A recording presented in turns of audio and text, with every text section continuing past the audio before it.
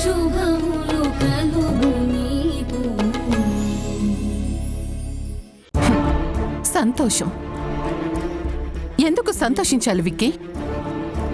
నీ భార్య నా మాటకి విలువ ఇవ్వనందుకు సంతోషించాలా? అమ్మా, నేను చెప్పినప్పుడు విడాకులు వద్దనకుండా ఇప్పుడు తనకి నీ మీద ఇష్టం కలిగినందుకు ఆ డివోర్స్ పేపర్స్ని చింపేసి తన ఇష్టాన్ని గెలిపించుకుంది. దానికి నేను సంతోషించాలా? అమ్మా, నాకున్న విలువని తన ఎడమ కాలితో వామనుడిలా పాతాళానికి తొక్కేసిందని సంతోషించాలా?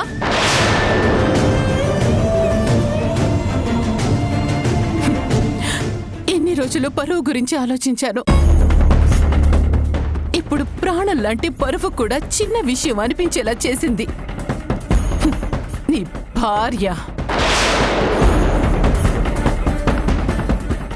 ఇప్పుడందరూ హాసిని అరుంధతి మీద జాలి తలిచి డివోర్స్ వద్దంది అంటారా?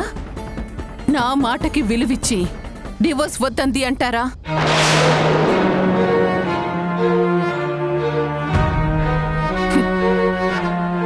చిన్నదైనా నీ భార్య చాలా తెలివిగా పావులు కదిపింది విక్కీ.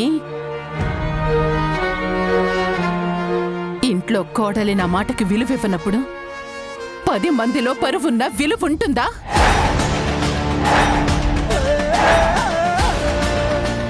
వదిలే విక్కీ, నన్ను ఇలా వదిలేయండి.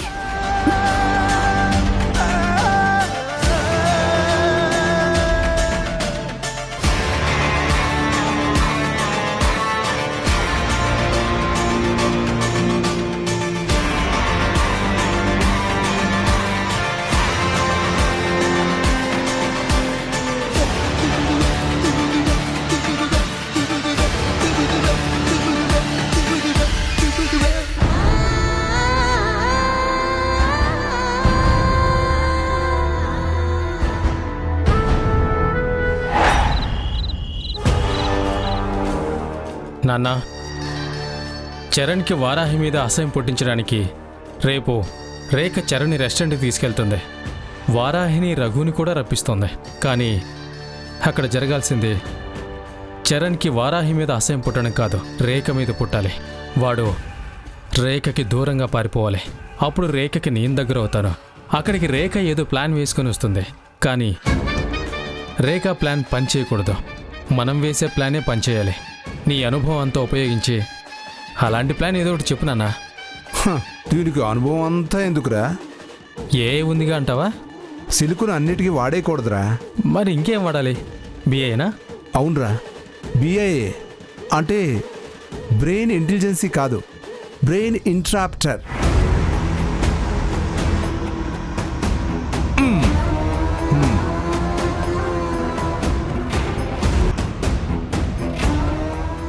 ఏంటన్నా ఇది? కొన్ని అరుదైన మూలికలతో చేసిన చూర్ణం పొడి. ఇది చిటికెడు మోతాదులో కడుపులోకి వెళితే బ్రెయిన్లో నరాలు డిస్టర్బ్ అయ్యి మెదడు కంట్రోల్ లేకుండా పోతుంది. ఆ టైంకి ఎవరైనా ఇష్టం లేని వాళ్ళు ఎదురుగా ఉంటే వాళ్ళు ఇష్టం వచ్చినట్టుగా బండ బూతులు తిట్టేస్తారా. నిజమా నాన్న? అవునరా. ఈ చూర్ణం రేపు ఎలాగోలా రేఖ తినే తిండిలో కలిపామనుకో, అప్పుడు రేఖ పిచ్చి కుక్కల వారాహి మీద పడి కరిచేస్తుంది. అప్పుడు చరణ్కి పిచ్చ కోపం వచ్చి రేఖను బాగా తిట్టి అవసరమైతే కొట్టి రేఖకి దూరం అయిపోతాడు రా. ఎస్, అప్పుడు రేఖకి నేను దగ్గర అవుతానన్నా. నాన్నా, ఇది నిజంగా పనిచేస్తుందా? ఏ, నా మీద ప్రయోగించమంటావా? వద్దులే. నిజంగా పనిచేస్తే నా పని అయిపోతుంది. అమ్మ మీద ప్రయోగించినానా? అప్పుడు నా పని అయిపోతుందిరా. అబ్బా, ఇప్పుడు అమ్మ నిన్ను తిట్టినంత మాత్రాన మీ ఇద్దరేం విడిపోరుగా. ప్రయోగించినానా? సర్లే, నువ్వు వెళ్ళి అదిగో ఆ 2 యాపిల్స్ కత్తి ఉంది కదా, అవి తీసుకొని రాపు. ఓకే, ఇదిగో నాన్న. కట్ చేయరా వాటిని, కట్ చేయి.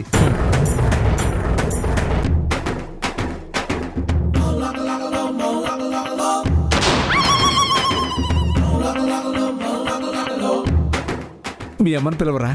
ఆ, అమ్మా అమ్మా అమ్మా అమ్మా అమ్మా ఏంట్రా? అమ్మా నాన్న నీకోసం యాపిల్ కట్ చేసి పెట్టాడమ్మా. నువ్వు ఎంతసేపటికి రావేంటి? ఏమండి, పెళ్ళైన కొత్తలో నాకు భోజనం అయ్యాక ఇలాగే ఆపిల్ ముక్కలు కోసి పెట్టేవారు. మళ్ళీ ఇన్నాళ్ళకి నా మీద ప్రేమ పొంగిందా? అవును రమ్య, పొంగింది. తీసుకో, తిను. తినేసి నీ ప్రేమంతా పొంగించు. తిను.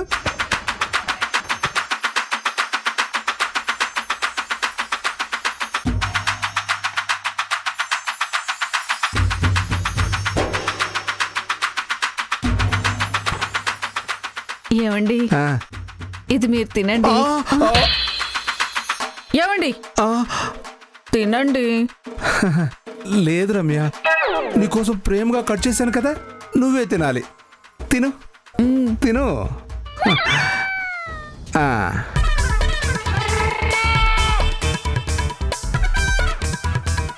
మీరు ఇలా చేయడం నాకు చాలా సంతోషంగా ఉందండి. వస్తానండి. ఏంటి నాన్న? నాకు అదే అర్థం కావట్లేదురా. నీ మందుని నమ్ముకుంటే నేను కూడా రేయ్ దొంగ సచ్చినోడా, ఏయ్,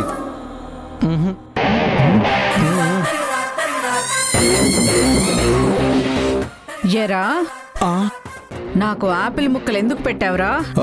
అది అది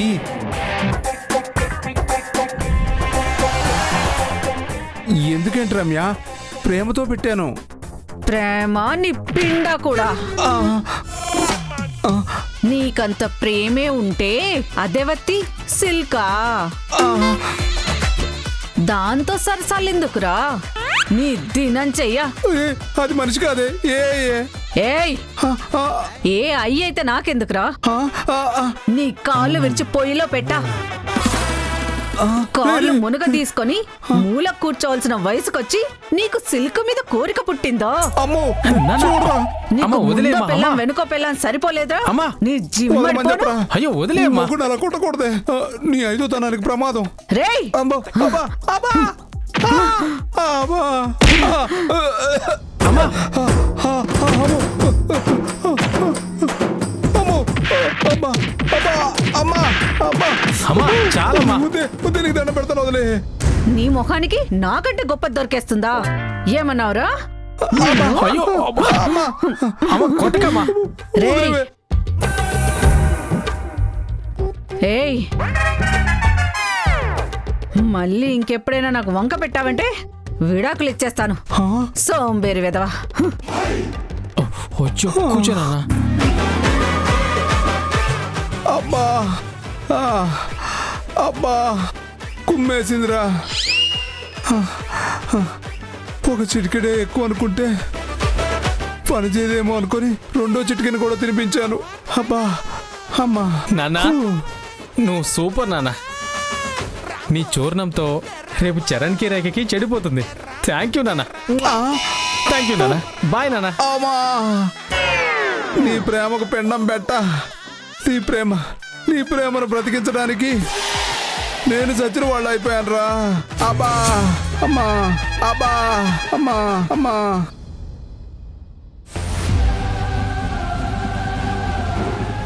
ఇప్పుడు ఏమైందా? నువ్వు కోపంగా ఉన్నావమ్మా? నీ కోపానికి కారణం ఏమిటి? తను నా కళ్ళ ముందుంటే నాకు నా ఓటమి గుర్తొస్తుంది.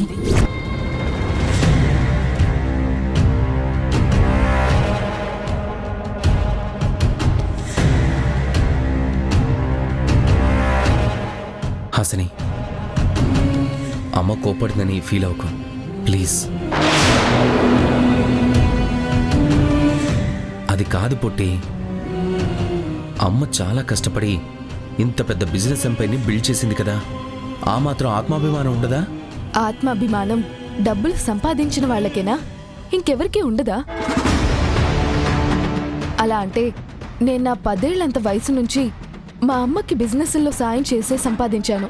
అలా అని కాదు, కొంచెం సొసైటీలో పేరు పరువు ఉన్న మనిషి తన కోడలు తన మాటకి విలువ ఇవ్వకుండా విడాకుల వరకు వెళ్ళి వెనక్కొచ్చింది అంటే ఎంత ఇన్సల్టింగ్గా ఉంటుందో ఆలోచించు. అంటే నేను ఇలా చేస్తే ఇన్సల్ట్, మీరు చేస్తే మాత్రం రెస్పెక్టా? అప్పుడు మీకు పరువు గుర్తుకు రాలేదా?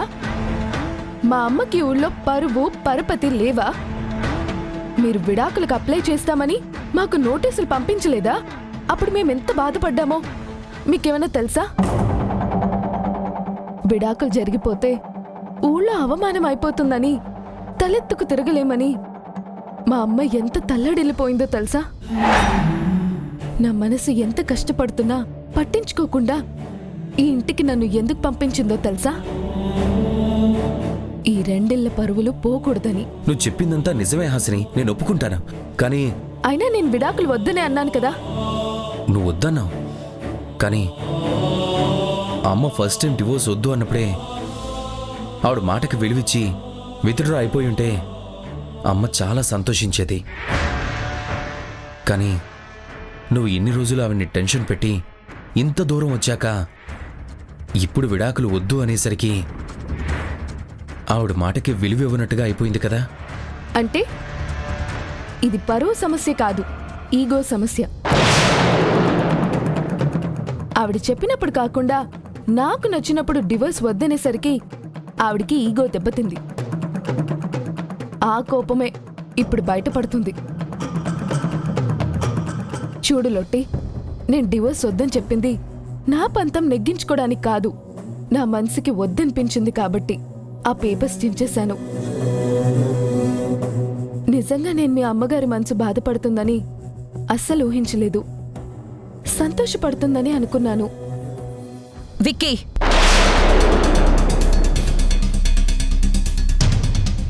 నువ్వు ఇక్కడ ఈమెతో డిస్కషన్ పెట్టి చాలాసేపటి నుంచే మాట్లాడుతున్నట్టున్నావు, కానీ అవతల అమ్మ పరిస్థితి ఎలా ఉందో ఏమైందో ఏమైనా ఆలోచించావా? అమ్మకి ఏమైంది? అప్పటి నుంచి మెతుకు పుట్టలేదు, మంచినీళ్ళు కూడా తాగలేదు. నేను గాని అమ్మమ్మ గాని అమ్మ దగ్గరికి వెళ్ళలేకపోతున్నాం, ఒక్క మాట కూడా మాట్లాడలేకపోతున్నాం. 2 రోజుల్లో నా ఎంగేజ్మెంట్ ఉంది విక్కీ. ఇలాంటప్పుడు అమ్మిలా ఉంటే ఆ ఎంగేజ్మెంట్ కరెక్ట్గా జరుగుతుందా? నువ్వు అంటే అమ్మకి ప్రాణం విక్కీ. నీ వైపు నుంచే ఇలాంటిది జరుగుతుందని అమ్మ అస్సలు ఊహించలేదు. ఒక్కసారి అమ్మ దగ్గరకు వెళ్ళి మాట్లాడు విక్కీ. అమ్మకి ఏదో ఒకటి చెప్పు, అమ్మని సమాధానపరచు. వెళ్ళు విక్కీ, వెళ్ళు.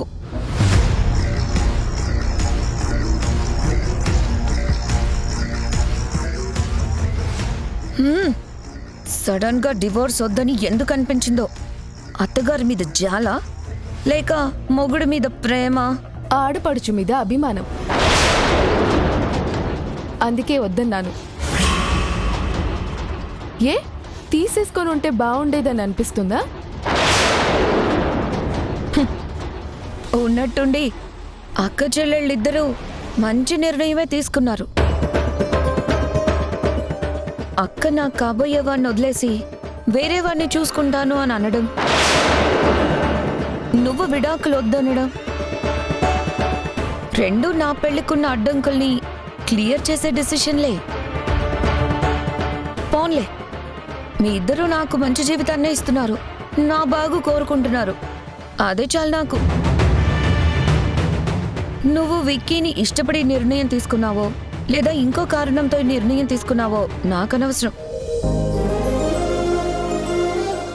బిక్కీ మీద నాకు నిజంగా ఇష్టం ఉండే ఈ నిర్ణయం తీసుకున్నానా, లేకపోతే ఇంకోటి ఏదన్నానా నాకే ఏం తెలియట్లేదు.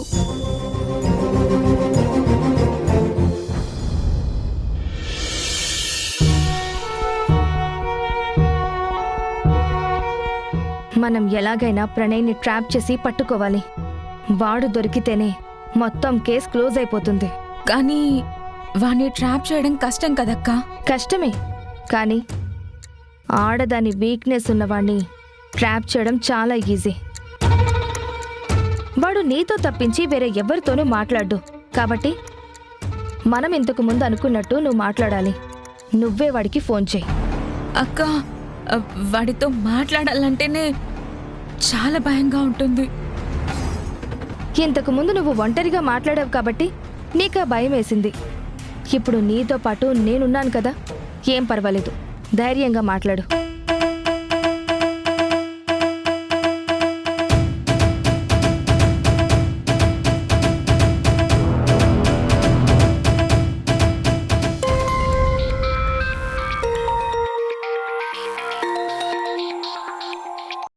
స్పీకర్ ఆన్ చేయి. ఓ సునైనానా? ఏంటి నీ అంతట నువ్వే కాల్ చేసావు? గుర్తొచ్చానా?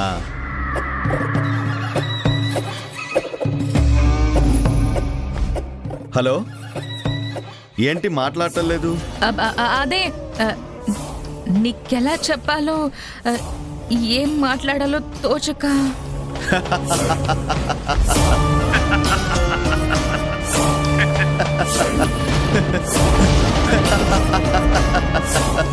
కంగారు పడ్డావా?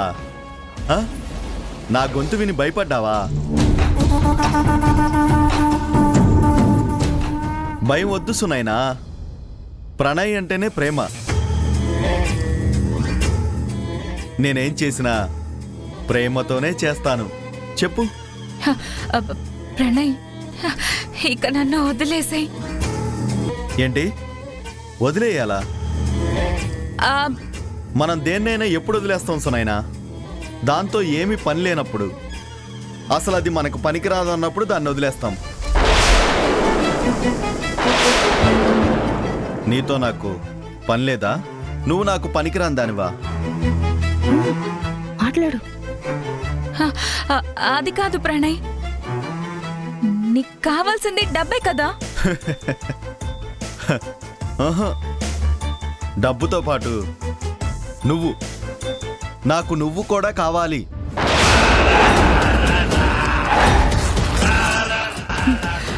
నీకు డబ్బుంటే నాకన్నా అందమైన అమ్మాయిల్ని నీ వల్ల పడేసుకోగలవు. అబ్బబ్బో, నా గురించి బాగానే స్టడీ చేసినట్లున్నావుగా. అయినా నీకంటే మంచి ఫిగర్ను పడేయాలంటే నేను చాలా బిల్డప్ ఇవ్వాలి. దానికి చాలా ఖర్చు అవుతుంది. నేనిస్తానని చెప్పు. నేనిస్తాను. నువ్విస్తావా?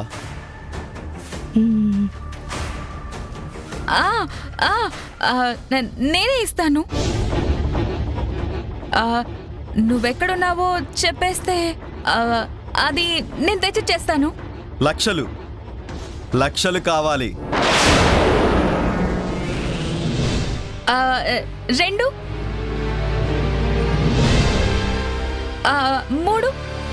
3 లక్షలు ఇస్తాను.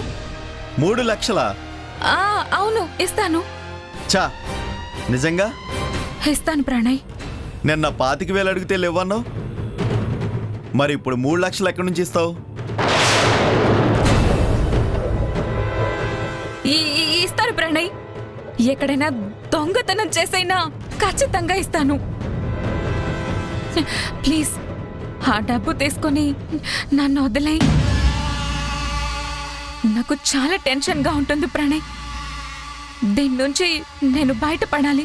అందుకే నీకు 3 లక్షలు ఇచ్చేసి నేను రిలీఫ్ అయిపోతాను. ఇంకా నా వల్ల కావట్లేదు. ప్లీజ్ ప్రణయ్, నీకు దండం పెడతాను. నేను నీకు ఎలాగోలా డబ్బు అందిస్తాను. నా ప్రపోజల్ని యాక్సెప్ట్ చేయి ప్రణయ్, ప్లీజ్. నువ్వు మరీ ఇంత ముద్దుగా అడుగుతుంటే నాకు డబ్బు తీసుకోవాలనే మూడు కంటే వేరే మూడు వచ్చేస్తుంది. ఒక్కసారి ఓకే అనొచ్చుగా, తర్వాత పూర్తిగా నిన్ను వదిలేస్తాను.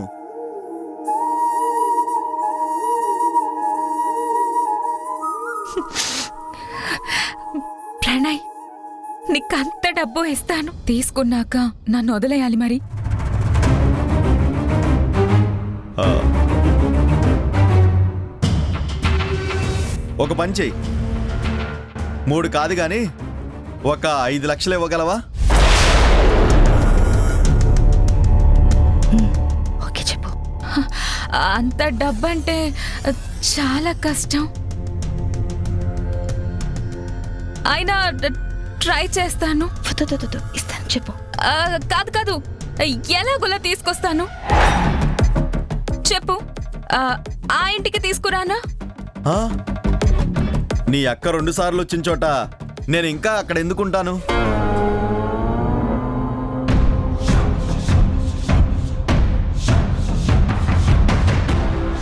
మరి ఇప్పుడెక్కడున్నావు? రేపు లొకేషన్ పెడతాను. మొత్తం 5 లక్షలు తీసుకుని అక్కడికి రా. అక్కడ డబ్బులు మధ్యలో పెట్టుకుని మనం మాట్లాడుకుందాం. ఆ తర్వాత ఆ డబ్బుతో నేను వెళ్ళిపోయి ఇక నీ వైపు కూడా చూడను. ఓకే ఓకే, వస్తాను.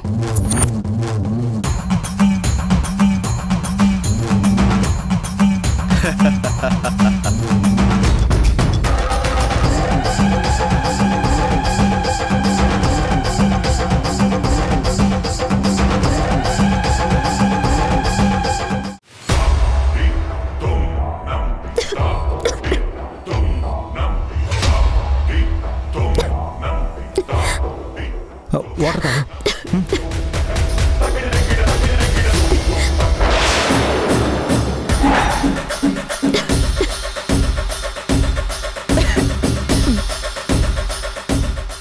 రే రే రే రే రే, ఆవేశపడకురా, ఆవేశపడకు.